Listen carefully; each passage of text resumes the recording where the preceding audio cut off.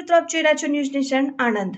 સાબરકાંઠા અરવલ્લી જિલ્લાના પશુપાલકો માટે મહત્વનો દિવસ। 3.5 લાખથી વધુ સભાસદોના પ્રાણ પ્રશ્નોનું થશે સમાધાન।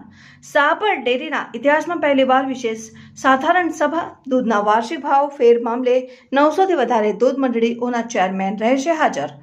સાબર ડેરીમાં આજે વાર્ષિક દૂધના ભાવ ફેરની થશે જાહેરાત।